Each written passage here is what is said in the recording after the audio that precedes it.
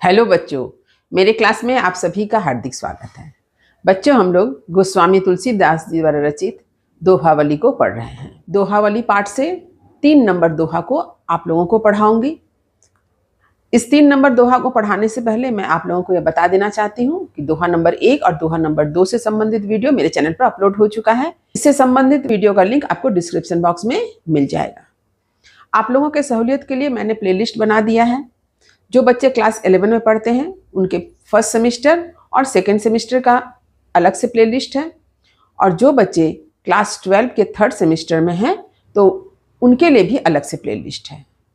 तो आप प्लेलिस्ट जरूर चेक करें। मैं सभी बच्चों से यह कहना चाहूँगी कि किसी भी वीडियो को अगर आप देखना चाहते हैं तो एक बार प्लेलिस्ट जरूर जाएं। तो चलिए आरंभ करती हूँ गोस्वामी तुलसीदास जी का यह दोहा, जो इस तरह से है।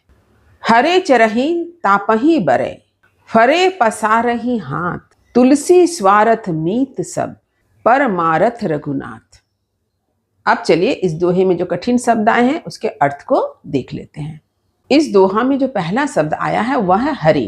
तो हरे शब्द का अर्थ है हरा भरा, यानी पेड़ पौधों का रंग हरा होता है, और इसके साथ ही यह संपन्नता का प्रतीक है। जैसे कोई व्यक्ति अगर बहुत संपन्न है तो हम लोग क्या कहते हैं, बहुत हरा भरा है, उसका परिवार हरा भरा है। मतलब क्या है, उसके परिवार में सब लोग खुश हैं, उसके परिवार में संपन्नता है। तो हरे का अर्थ एक रंग से भी है, हरा रंग, और ये हरा रंग किससे है, पेड़ पौधों का रंग हरा है।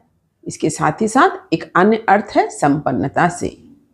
दूसरा शब्द आया देखिए चरही। तो चरही मतलब चरना। तो कौन चरता है, पशु चरते हैं, यानी खा लेना। पशु जब हरे भरे पौधों को खाते हैं तो उसे हम लोग क्या कहते हैं, चरना कहते हैं, यानी खा लेना। तीसरा शब्द है तापही। देखिए तापही, ताप मतलब होता है गर्मी, और तापही मतलब तापना, सेकना। जैसे ठंडे के दिनों में हम लोग हाथ सेकते हैं ना, गर्माहट पाने के लिए, तो क्या करते हैं, एक अलाव जलाते हैं, दूर से हाथ रखकर उसे सेकते हैं। इसे कहते हैं तपही, यानी सेकना। तो बरे का अर्थ है सूखना, बुझना, मुरझा जाना। अब जो शब्द है वह है पसारही। देखिए पसारही का अर्थ क्या होता है, पसारना, यानी हाथ फैलाना। जब हम किसी के सामने हाथ फैलाते हैं तो क्या कहते हैं, देखिए हाथ पसार रहा है, यानी हाथ फैला रहा है। तो पसारही का अर्थ हो गया फैलाना। इसके बाद जो शब्द है वह है स्वार्थ। देखिए स्वार्थ का अर्थ है स्वार्थ, जैसे मतलब, उसे ही हम लोग कहते हैं स्वार्थ। मीत, मीत कहा जाता है मित्र को। परमारथ, परमारथ मतलब परमार्थ, दूसरों की सेवा। जैसे स्वार्थ का विलोम क्या हो जाएगा, परमार्थ। जैसे स्वार्थ का विलोम परमार्थ। जब हम खुद के लिए सोचते हैं तो वह है स्वार्थ, और जब हम दूसरों के लिए सोचते हैं, दूसरों की चिंता करते हैं, दूसरों के दुख दर्द को समझते हैं, तो वह होगा परमार्थ। और रघुनाथ, रघुनाथ कहा गया है प्रभु श्री राम को। ये है कठिन शब्द के अर्थ। अब चलिए इसका प्रसंग देखते हैं। अब चलिए इसका प्रसंग समझते हैं।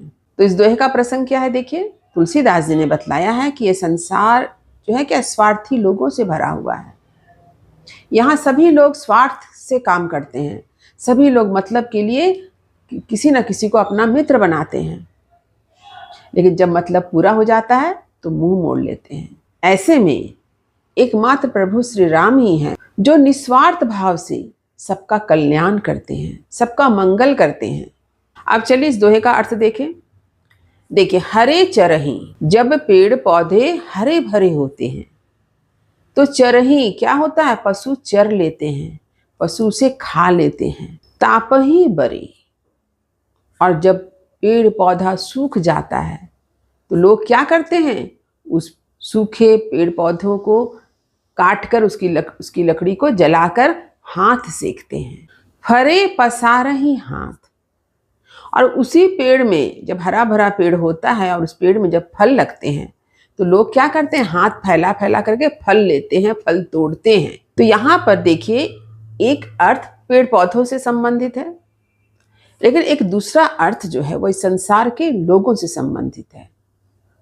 हरे चरही, यानी संसार में जब लोग काफी संपन्न होते हैं, जिसके पास धन दौलत पैसा होता है, तो क्या होता है, लोग उसके पैसे को लेना चाहते हैं। ठीक इसी तरह से जब संसार के लोग धन दौलत से संपन्न होते हैं तो अन्य स्वार्थी लोग उससे मित्रता करते हैं, उसे मतलब के लिए अपना संबंध स्थापित करते हैं। तात्पर्य यह है कि लोग जिसे हरा भरा यानी सुख वैभव से संपन्न देखते हैं, उससे मित्रता स्थापित करके उसके मित्रता का लाभ उठाते हैं, आनंद उठाते हैं। तापहि बरे। लेकिन जब किसी व्यक्ति की संपन्नता समाप्त हो जाए, यानी किसी व्यक्ति पर ऐसी मुसीबत आ गई है कि उसका धन दौलत समाप्त हो गया है, वह गरीब हो गया है, ऐसी स्थिति में क्या करते हैं लोग? उससे मुख मोड़ लेते हैं। इतना ही नहीं, उस व्यक्ति का तरह तरह से फायदा भी उठाते हैं। कैसे? यदि वह व्यक्ति किसी से कर्ज लेने जाए तो लोग उसे कर्ज नहीं देंगे, अगर कर्ज देंगे भी तो उसका सूद ज्यादा लेंगे, यानी उसे भी ठगने का प्रयास करेंगे, उसका तरह तरह से शोषण करेंगे। इसलिए कहा गया तापहि बरे, यानी किसी व्यक्ति की जब संपन्नता समाप्त हो जाती है तो लोग उसका भी शोषण करते हैं, उसका भी फायदा उठाते हैं।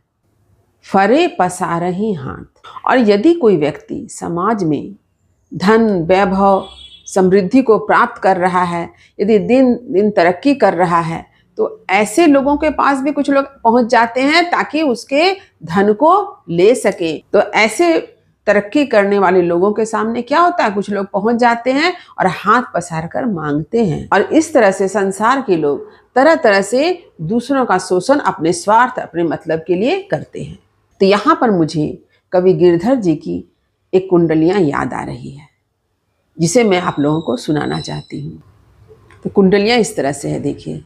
साईं सब संसार में मतलब का व्यवहार, जब लग पैसा गांठ में तब लग ताको यार, तब लग ताको यार संग ही संग में डोले, पैसा रहे न पास यार मुख से नहीं बोले। कह गिरधर कविराय जगत यही लेखा भाई, बिन बेगर्जी प्रीति यार विरला कोई साईं। तो गिरधर कविराय जी ने भी यही बात कही है कि जब मनुष्य के पास पैसा होता है तो लोग उसके मित्र बन जाते हैं, उसके आगे पीछे घूमते रहते हैं, लेकिन जब पैसा समाप्त हो जाता है तो लोग मित्रता तोड़ देते हैं और उससे बात भी नहीं करते हैं। मनुष्य के इसी स्वार्थी स्वभाव को यहाँ पर तुलसीदास जी ने भी प्रस्तुत किया है। अब अगले पंक्ति में देखिए तुलसीदास जी क्या कहते हैं। तुलसी स्वार्थ नीत सब, कि इस संसार में सभी स्वार्थी हैं, कोई सच्चा मित्र नहीं है। अगर कोई मित्र है भी तो वह स्वार्थ से बना हुआ मित्र है, वह स्वार्थी मित्र है, उससे आप किसी अच्छाई की कामना ना करें। आगे तुलसीदास जी क्या कहते हैं, देखिए। परमारथ रघुनाथ, कि एकमात्र प्रभु श्री राम जी ही ऐसे हैं जिसके मन में परमार्थ है, जो दूसरों का कल्याण करते हैं, उनके मन में कोई स्वार्थ भावना नहीं है। यदि कोई व्यक्ति सच्ची भक्ति से, सच्चे भाव से प्रभु श्री राम की भक्ति करता है तो प्रभु श्री राम उसका कल्याण करते हैं, उसका मंगल करते हैं। तो तुलसीदास जी ने हमें संदेश दिया है कि हमें निस्वार्थ भाव से, हृदय की सच्ची पवित्रता के साथ, शुद्धता के साथ श्री राम की भक्ति करनी चाहिए। तो उम्मीद करती हूँ कि इस दोहे का अर्थ आपने समझ लिया होगा। यदि कहीं समझने में दिक्कत हुई हो तो कमेंट जरूर करें। अब इसके विशेष की बारी। तो हमेशा की तरह आपको विशेष जो है एक एक करके पॉइंट वाइज लिखा हुआ मिल जाएगा। इसे आप समझते हुए अपने कॉपी में जरूर लिखें, और जब भी आप व्याख्या लिखें तो विशेष लिखना ना भूलें, क्योंकि विशेष लिखने से आपको अच्छे अंक की प्राप्ति होगी। इस बात को हमेशा ध्यान में रखें। तो उम्मीद करती हूँ कि मेरी बातें आपको समझ में आ गई होगी। तो वीडियो को लाइक करें और सभी पढ़ने वाले विद्यार्थियों में शेयर करना ना भूलें। और जो बच्चे मेरे चैनल पर नए हैं वे चैनल को सब्सक्राइब जरूर कर लें, ताकि हर नई वीडियो का नोटिफिकेशन आपको समय समय पर मिल सके। तब तक पढ़ते रहिए, जीवन में आगे बढ़ते रहिए। मेरी शुभकामनाएं आप सभी बच्चों के साथ है। धन्यवाद।